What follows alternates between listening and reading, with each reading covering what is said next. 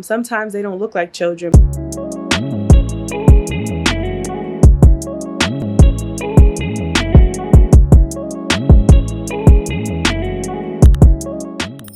Previously on, I didn't go. You don't tell me where I can put my stuff. I give him an A for creativity. Hey crew, welcome back to my channel for another flight attendant vlog.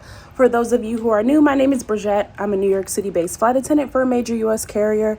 And yes, I am still in the same clothes as the last vlog, but that is because it is the next day. I went to sleep, I woke up, and we're here now. So we are going back to work. We had a few hours in between each trip, and today we're working a 2-day trip, which is called a leanover. Now, leanovers are called different things throughout the airline industry, depending on what airline you work for. And I know them as a leanover at my current airline, but they were considered stand-ups at one of my previous airlines. So comment down below what your airline calls leanovers. And basically what it is you work the last flight of the night to the destination, you have a really short layover, and then you work the first flight of the morning. I don't particularly like these, but one thing that I've noticed is that they are really commutable because they typically sign in late in the afternoon and then end early in the morning for you to catch the first flight of the morning. So that's good for us. It's considered a 1-day trip technically by the operation or by the company because it's considered one duty day, but to me it's a 2-day trip because I don't come back on the same day. So it's a little afternoon. My report time is in the evening, close to 8 o'clock, and we have to pack an overnight bag. So let me show you the overnight bag that I use. So this is the bag that I use. It is a Travel Pro overnighter. I don't know the exact name right now, but if I can find it, I will link it down below in the description box. And it is perfect for turns or quick 2-day trips. If you haven't learned your lesson by me, you always want to pack a little bag, even if it's a tote that you're bringing for a turn, because you never know, you can be rerouted, and reroutes during the summer are real. So I'm just packing something to sleep in. My layover is only like 7 hours at the most, I think. But yeah, fun fact, this will be my first time laying over in Chicago. I've never laid over in Chicago. It's not like I have time to do anything, but it's something to share. So I'm going to pack my bag, and I will probably see you guys again once I am heading to the airport. So see you in the next clip. Hey crew, so it is hours later. I didn't speak to you guys when I got to New York because I ended up talking with one of my crew members, but I have made it to Chicago about almost 4 hours after the time that I was supposed to be here. And I think I explained to you guys that I'm working a leanover, which already means that I'm gonna have a short layover. It was originally supposed to be around 7 and some change. Well, because of weather in Chicago and other things happening, we left late. So it is 1:08 and my pickup tomorrow is 4:45. So that means I need to wake up at 3:45 and start getting ready. I want to show you guys the room because it is beautiful, but to tell you what happened on this flight, I will have to tell you guys that tomorrow when I get up, or in 2 hours when I get up, because I need to get some sleep. So let me show you the room really quickly, and then we will talk most likely when I get back home tomorrow morning.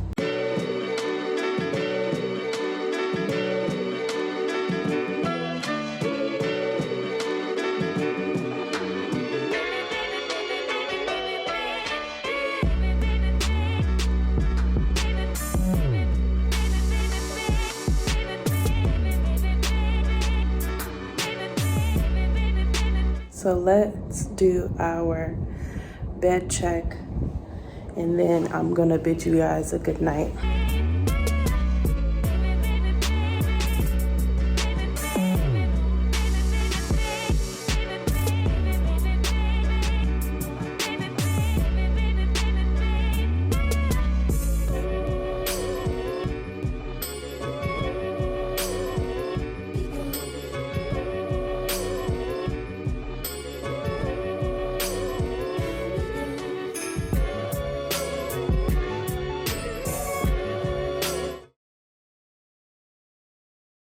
Good morning, crew.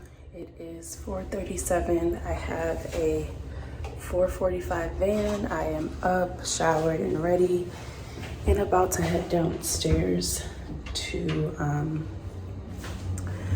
the hotel van. I did sleep for 2 hours, but I am still really tired. So let's finish out this trip and hopefully go home. So I'll see you guys in the next clip. Hey crew, so it is the day after our Layover trip. I did not come back and speak to you guys yesterday once I got home because I was exhausted. Like I said at the beginning of yesterday when we were in the hotel room, that we got 2 hours of sleep. Layovers are expected to be short layovers, but it was shorter than it was expected. We were originally supposed to have about 7, almost 8 hours in the hotel or the layover, but because of weather and delays, our layover got eaten up and it only ended up being 2 hours. So I was completely exhausted and was not able to come back and speak to you guys, but we're here now and I definitely have stories for you. So as you guys know, I was working a trip out of LaGuardia, LaGuardia to Chicago, then Chicago to LaGuardia back on the second day. Like I said, there was delays, and once we boarded the plane, the captain told us that the flight time was 1 hour and 51 minutes. We pushed back from the gate and we sat for a while. He then came on the PA and was like, we have to unfortunately go back to the gate because of the weather. They have given us a new route, which we don't have enough fuel for.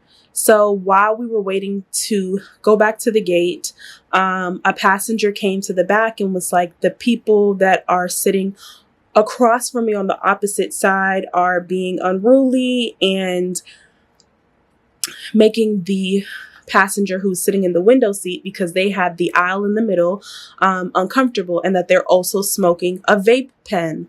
So we didn't see them doing that. And another thing that the passenger brought up was that they weren't wearing their mask.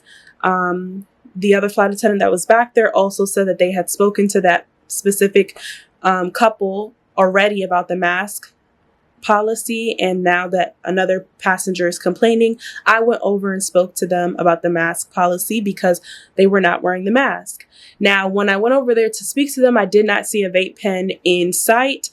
We finally went back to the gate. Some passengers decided that they did not want to wait to see how long it was going to take for us to take off, and that they would take the next flight, which would have been the next day in the morning. While we were sitting there at the gate to be refueled, and for the passengers who decided to come off, their bags to be taken off and everything, another passenger who was sitting in that same area as the couple that has been causing problems came up and was like, hey, she's smoking the vape pen again, talking about the female in the couple.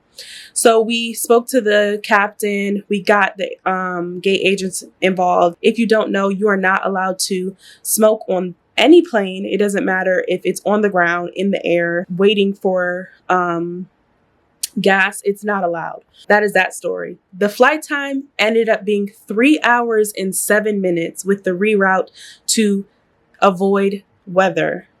The captain was saying something about how we were supposed to go up into Toronto and then past Chicago and come back around. So it was a long flight. Now we have the short layover.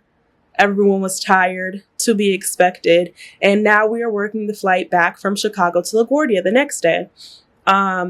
We boarded the plane. We had an unaccompanied minor, which for those of you who do not know, that's basically a minor, a child. Sometimes they don't look like children, but that's beside the fact. A person who is considered a minor, meaning they're under the age of 18, traveling by themselves. Now, this was a little girl, and she was very well behaved, very polite. And, they brought her to the back. I took her to her seat. I told her the rules. She ended up sitting next to this gentleman. Now, we had a conversation between the crew members that if the last row in the plane was vacant, that we would have moved her to the last row. That way we can keep an eye on her better and everything. So the last row ended up being vacant, and I was proceeding to move the to the vacant row. So I tapped the gentleman that was sitting on the aisle and I was like, excuse me, she needs to come out. So can you please get up? Do you know this man wanted this little girl to climb over her?